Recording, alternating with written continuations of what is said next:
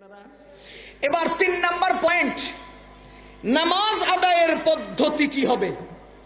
এ ভাইও এই কথাগুলো একটু খেয়াল করে শুনবেন। নামাজ আদায়ের পদ্ধতি কি হবে? নামাজ আদায়ের পদ্ধতি হলো নবীজি স্পষ্ট বলেছেন, সল্লু কামা রাআইতুমুনি উসাল্লি, তোমরা আমাকে যেভাবে নামাজ পড়তে দেখেছো সেইভাবে নামাজ পড়বে। সুবহানাল্লাহ কই না? তোমরা আমাকে যেভাবে নামাজ পড়তে দেখেছো সেইভাবে নামাজ পড়বে, এটাই হলো নামাজ আদায়ের পদ্ধতি। কথা কন, কথা বুঝতেছেন আপনারা? নামাজ আদায়ের পদ্ধতি কি? যেভাবে নবীজি পড়েছেন সেভাবে পড়তে হবে। বলেন, যেভাবে নবীজি পড়েছেন সেভাবে। দলিল কি? নবীজি বলেছেন তোমরা যেভাবে আমাকে নামাজ পড়তে দেখেছো সেইভাবে নামাজ পড়বে। কথা বুঝতেছেন আপনারা? এখন আমরা কি নবীজির নামাজ দেখেছি? কথা কয় না। আমরা কি নবীজির নামাজ দেখেছি? এখন যদি আমি আইসা বলি যে ভাইও আমি তোমাদেরকে নবীজির নামাজ পড়াবো, কেন? এজন্য যে নবীজি বলছেন তোমরা আমাকে যেভাবে নামাজ পড়তে দেখেছো সেভাবে পড়ো। এবার বলেন, আমি যদি বলি তোমাদেরকে নবীজির নামাজ পড়াবো, আবু হানিফার নামাজ পড়াবো না, ইমাম মালিকের নামাজ পড়াবো না, ইমাম শাফিঈর নামাজ পড়াবো না, ইমাম আহমদ ইবনে হাম্বলের নামাজ পড়াবো না, নবীজির নামাজ পড়াবো। দলিল, নবীজি বলছেন যেভাবে নামাজ পড়তে দেখেছো সেভাবে পড়ো। এখন আপনাদের বিবেককে জিজ্ঞেস করতে চাই, আমি যে 4 মাযহাবের ইমামকে রেখে নিজে পদ্ধতিতে নামাজ আপনাদেরকে পড়াচ্ছি, বলেন তো আমি কি নবীজিকে দেখেছি? কথা কয় না। তাহলে আমি যে নামাজ পড়ালাম এটা নবীজির নামাজ, এটার নিশ্চয়তা কি? কথা বুঝেন নাই? আমি যে নামাজটা নবীজির নামাজ পড়ে আপনাদেরকে পড়াইতেছি এই নামাজ নবীজির, এটা কিভাবে বুঝলাম? আমি তো নবীজির নামাজ দেখি নাই। কথা বুঝেন নাই? এবার বলেন তো নবীজির নামাজ দেখেছেন কে? সাহাবায়ে কেরাম, বলেন না কে? ও মুসলমান, সাহাবীদের নামাজ দেখেছেন কে? তাবেঈগণ, তাবেঈগণের নামাজ দেখেছেন কে? তাবে তাবেঈগণ, সেই তাবেঈ এবং তাবে তাবেঈ পর্যন্ত আমার আল্লাহ রাব্বুল আলামিন শরীয়তের প্রত্যেকটা বিধানকে অক্ষত এবং নিরাপদ এনে দিয়েছেন। আর তাবেঈ তাবে তাবেঈদের মধ্যে আল্লাহ মুজতাহিদ ইমামগণ রেডি করে দিয়েছেন। তারা কোরআন আর হাদিসের আলোকে, সাহাবায়ে কেরামের আমলের আলোকে আমাদের জন্য কিয়ামত পর্যন্ত কিভাবে আমল করতে হবে এটার সুনির্দিষ্ট একটা লিস্টি তৈরি করে ফেলেছে। কথা বুঝতেছেন আপনারা? ও মুসলমান, এবার আসেন আমি যে কথাটা বলতে চাইছিলাম, আমাদের নবীজি বলেছেন তোমরা কিভাবে নামাজ পড়বা, কয় আমাকে যেভাবে দেখেছো। আপনারা বলেন তো নবীজির নামাজ কে দেখেছেন? সাহাবায়ে কেরাম, সাহাবায়ে কেরামের নামাজ কে দেখেছেন?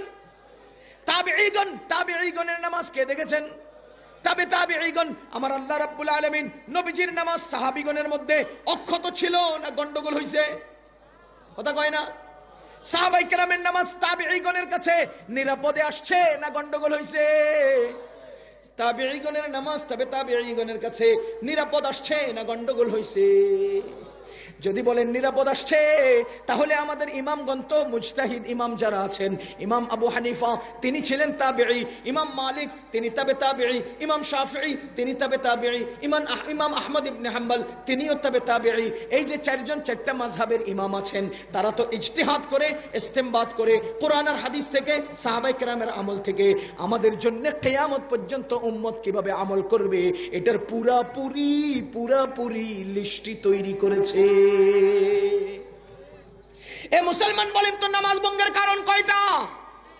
জোরে বলেন কয়টি? আপনারা বলেন তো এই নামাজ ভঙ্গের কারণ 19টি এক হাদিসে আছে? এক হাদিসে নাই, নাই, নাই, নাই, নাই, নাই, নাই, কেউ বলতে পারে নাই। এক হাদিসে আছে 19টি কারণ, একটা হাদিসে আছে না বিভিন্ন হাদিসে?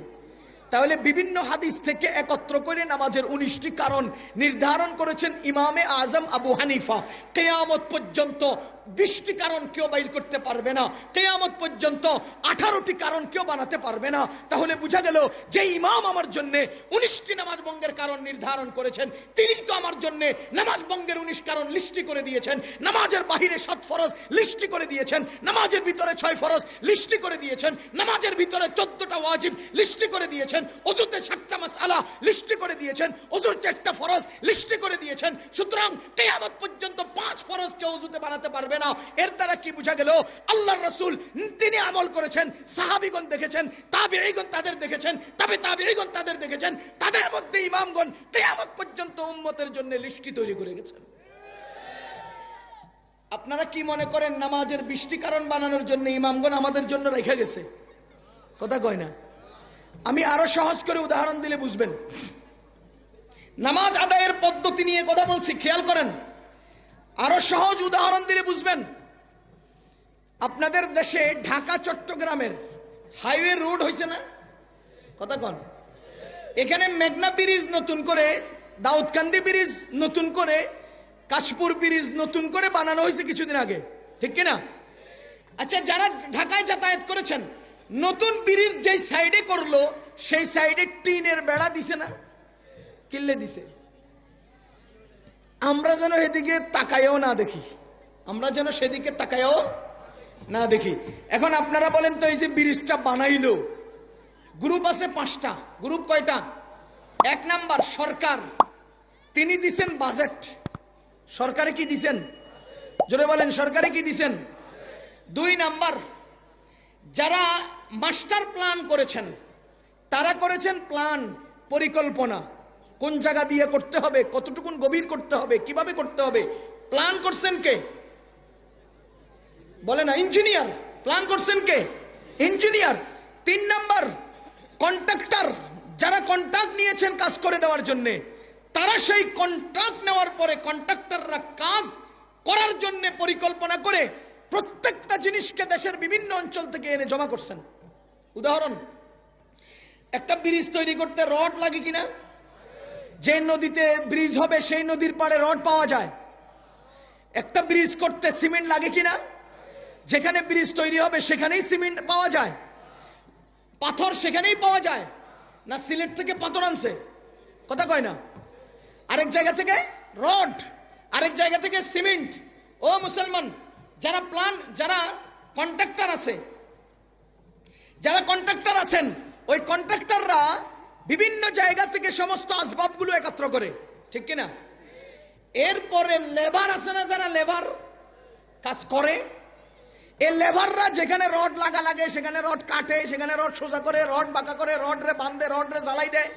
এরপরে একটা সুন্দর করে বক্স বানায়, বক্সের মধ্যে ঢালে, এখানে পিলার হয়, এর উপরে ঢালাই হয়, এর উপরে ব্রিজ হয়, ঠিক কিনা? বলেন তো, বাজেট দিছে কে? প্ল্যান করছে কে? সবগুলো মাল জমা করছে কে? এগুলো ঢালাই দিছে কে? আমনে আর আমি কিচ্ছি, আমরা কিচ্ছু করি না। কোন আমরা কি করছি? কিচ্ছু করি না। এবার বলেন তো, ব্রিজ বানাইছে কে?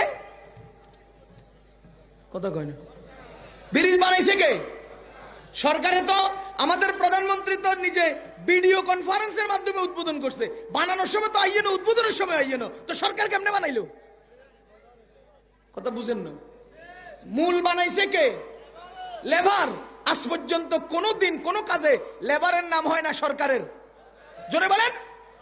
ও মুসলমান, আমাদের শরীয়তের বাজেট দিয়েছেন আল্লাহ। শরীয়তের বাজেট দিয়েছেন কে? সেই বাজেটটাকে বাস্তবায়ন করে মানুষের জীবনে কার্যকরের জন্য ওয়ানজালনা ইলাইকা যিকরা লিতুবাইয়িনা লিন-নাস, আমার আল্লাহ বলেন কোরআন দিয়েছি তোমাকে, তুমি মানুষকে ব্যাখ্যা করে দিবে। তার মানে নবীজি সাল্লাল্লাহু আলাইহি ওয়াসাল্লাম শরীয়তের বিধানগুলো প্ল্যান করে করে মানুষকে দিয়েছেন। আর সাহাবায়ে কেরাম কেউ ঈমানের হাদিস, কেউ নামাজের হাদিস, কেউ গোসলের হাদিস, কেউ আমলের হাদিস, কেউ রোজার হাদিস, বিভিন্ন জন বিভিন্ন জায়গায় ছড়িয়ে গেছেন। সেই সমস্ত হাদিসগুলোকে সাহাবায়ে কেরাম গ্রহণ করেছেন। আর তাবেঈনগণ তারা লেবারের মতো, তারা কন্ট্রাক্টরের মতো বিভিন্ন জায়গা থেকে হাদিস একত্র করে আমাদের জন্য মাযহাব তৈরি করেছেন, নির্ধারিত পদ্ধতি তৈরি করেছেন। আমরা সাধারণ পাবলিক ব্রিজের উপরে হাঁটবো, গন্তব্যে চলে যাব। আমাদের প্রশ্ন নয় কিভাবে তৈরি করেছেন, আমরা শুধু গন্তব্যে যাওয়ার জন্য ব্রিজ ব্যবহার করব। আমাদের প্রশ্ন নয় মাযহাব কি দিয়ে তৈরি হয়েছে, আমাদের প্রশ্ন হলো সেই তৈরিকৃত মাযহাবে নিজের জীবন পরিচালনা করে জান্নাতের গন্তব্যে চলে যাব। এখন আপনাকে যদি কোনো ব্যক্তি মেঘনা ব্রিজের উপরে যাইয়া যদি একটা পিলারের দিকে তাকাইয়া জিজ্ঞেস করে এই পিলারটা যে বানাইলো কয় টন রড লাগছে, মনে করেন একটা পাবলিক যে কি কইলো মেঘনা ব্রিজের এই যে পিলারটা বানাইলো কয় টন রড লাগছে, এটা বানাইতে কয় টন সিমেন্ট লাগছে, কয় বস্তা সিমেন্ট লাগছে, এই পিলারটা বানাইতে কয় টন পাথর লাগছে। আচ্ছা বলেন তো, যে লোকে ব্রিজের সামনে দাঁড়ায় এই জাতীয় প্রশ্ন করবে, সেই লোকটার মাথায় গিলু কথা কয় না, গিলু হেতেরে হয়তো পামনা হাড়ন লাগবো, আর নাহলে ধাক্কা মারে নিচে চুবাই দেওয়ান লাগবো, কথা কয় না। এবার আপনারা বলেন তো আমাদের নামাজে ওয়াজিব কয়টা? 14টা। বলেন আমাদের নামাজ ভঙ্গের কারণ কয়টা? আমাদের নামাজের ফরজ কয়টা? আমার নামাজের মধ্যে ফরজ, ভিতরে ফরজ কয়টা? 6টা, বাইরে ফরজ 7টা, কথা কোন? এই সবগুলো নির্ধারণ করে আমাদের জন্য নামাজ আদায়ের পদ্ধতি ঠিক করে দিয়েছেন আমাদের মাযহাবের ইমামগণ, ঠিক কিনা? এখন যদি আপনাদের কাছে একজন কয় আমি যে নাভির নিচে হাত মানমু কোনা দিছে আছে, আমি যে রুকু দাঁড়ানোর সময় সিমাই খাড়ামু কোনা দিছে আছে, সেগাই যদি না খাড়াই সিমাই খাড়ামু যে কোনা দিছে আছে, দাঁড়ামু যে কোনা দিছে আছে, আমি যে বুকের উপরে বানমু না নাভির নিচে বানমু, হাত এডে তুলমু না এডে তুলমু, কোনা দিছে আছে। তার মানে হলো ওই যে বেটায় মেঘনা ব্রিজের উপরে দাঁড়াই পিলারটা বানাইতে কয় টন রড লাগছে, কয় বস্তা সিমেন্ট লাগছে, এই বেটার প্রশ্ন আর এই বেটার প্রশ্ন কোনো ব্যবধান আছে? হেতে যদি গাদা হয়, হেতে যদি ব্যাককল হয়, হেতে যদি ভাবনা হাঁটন লাগে, তো যেই লোকে কইব শরীয়তের এই মাসআলা এটা সাব্যস্ত হইছে কোন হাদিসে আছে, হাদিস দ্বারা সাব্যস্ত করে দেখায়া দেব। যদি এমন কোন প্রশ্ন পাবলিকের দিলের মধ্যে কেউ সৃষ্টি করে, পাবনা পাঠাইয়া দিবেন।